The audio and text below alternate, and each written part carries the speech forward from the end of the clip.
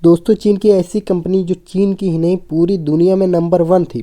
इससे बड़ी कंपनी पूरे वर्ल्ड में अपने सेक्टर में नहीं थी। और सच में यह कंपनी कितनी ज़्यादा विशालकाय थी, इससे आप अंदाज़ा लगाइए कि पिछले 10 सालों के अंदर इसने चीन में 2 दर्जन से ज़्यादा शहर बसाए थे। और लिटरली स्क्रैच में सब कुछ, मतलब कि ज़मीन थी, प्लेन जंगल था, वहाँ पर शहर बना दिया। इसने कुछ ही सालों के अंदर ऐसे 2 दर्जन से ज़्यादा सिटी तैयार कर दिए, जिसमें मॉल था, लाखों लोगों के रहने के लिए अपार्टमेंट था, स्कूल था, हर एक चीज़ें, सड़कें भी बनवाई। और ऐसे में 2 दर्जन से ज़्यादा सिटी तैयार कर दिए थे, जिन्हें आज की तारीख में घोस्ट टाउन कहा जाता है, क्योंकि इस कंपनी ने आम जनता से ज़्यादा ब्याज का लालच देकर मोटी रकम उठा ली।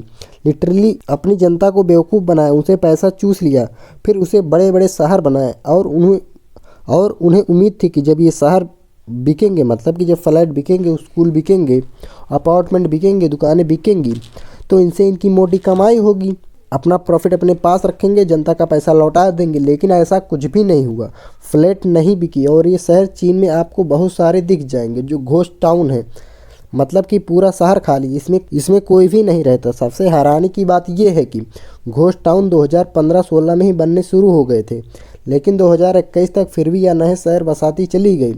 और चीन की सरकार ने यह स्कैम होने दिया, क्योंकि इससे उनके देश की जीडीपी ज़बरदस्त रफ्तार बढ़ रही थी। लेकिन इस स्कैम का भांडाफोड़ हो गया था 2021 में, जब यह कंपनी अपने कर्जदारों के ब्याज तक नहीं चुका पाई। मूल की बात बहुत दूर की है। इस वजह से इस कंपनी पर $300 बिलियन का ज़्यादा सा कर्जा हो गया। और यह कंपनी इतनी ज़्यादा बड़ी थी कि इस धरती पर 150 से ज़्यादा देश हैं जिनकी टोटल जीडीपी अर्थव्यवस्था $300 बिलियन नहीं है। इतना खर्चा सिर्फ एक कंपनी पर था। इसका ये इंटरेस्ट यानी कि ब्याज नहीं दे पाए, इसलिए इन्होंने बैंकरप्सी के लिए फाइल कर दिया। यह कंपनी दिवालिया हो गई, बर्बाद हो गई। और इस कंपनी के बर्बाद होने की वजह से चीन की अर्थव्यवस्था आज भी इस झटके से उबर नहीं पाई है। 3 साल हो चुके हैं, लेकिन अब से कुछ ही घंटों पहले इस कंपनी का काम हमेशा हमेशा के लिए तमाम हो चुका है, क्योंकि हांगकांग की कोर्ट ने इस कंपनी को लिक्विडेट करने के आदेश दे दिए। मतलब इस कंपनी का एक एक कलपुर्जा, एक एक चीज़, एक एक दरवाज़ा बेचा जाएगा। पूरी कंपनी को तहस नहस कर दिया जाएगा। और इस कंपनी के हर एक चीज़ को नीलाम करके जो पैसा आएगा, बेचकर जो पैसा आएगा, इसके उनके कर्जदारों को वापस लौटाया जाने है। इससे उनके कर्जदारों को वापस लौटाया जाएगा। यानी कि चीन ही नहीं पूरी दुनिया की सबसे विशालकाय कंपनी थी, जो हमेशा हमेशा के लिए ख़त्म होने वाली है। इस कंपनी का नाम है एवरग्रांड।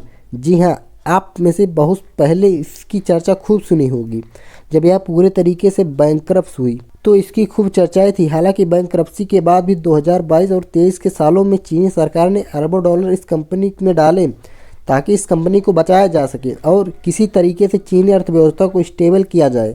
लेकिन आज चीन की सरकार के सारे प्रयास विफल हो चुके हैं, क्योंकि यह कंपनी अब लिक्विडेट यानी कि नीलाम होने जा रही है। लेकिन आपको बता दूं कि लिक्विडेट होने की वजह से ऐसा नहीं है कि कर्जदार के पैसे वापस चले जाएंगे। बताया जा रहा है इस कंपनी के पास मुश्किल से अब 20 से 25 बिलियन डॉलर के ही एसेट बचे हैं। ऐसे में ये $300 बिलियन अपने कर्जदार का किसी भी सूरत में नहीं चुका सकते, चाहे इस कंपनी को चीनी सरकार द्वारा दुगनी तिगनी दामों में इस दरवाजे एक एक पेज को ही क्यों ना खरीद ले। यही कारण है जैसे इसको लिक्विडेट करने के आर्डर कोर्ट ने दिए, कुछ ही घंटों के बाद चीन का स्टॉक मार्केट गिर गया। संघाई स्टॉक मार्केट क्रैश हुआ। इसके अलावा हांगकांग का मार्केट भी पूरी तरह से क्रैश हुआ। इससे निवेशकों के अरबों डॉलर चुटकियों में स्वाहा हो गए। लेकिन आपको बता दूं कि मामला अभी भी खत्म नहीं हुआ है, क्योंकि चीनी कम्युनिस्ट पार्टी के लोग इस कंपनी को हर हाल में बचाना चाहते हैं, क्योंकि उनके निजी स्वार्थ इससे जुड़े हैं।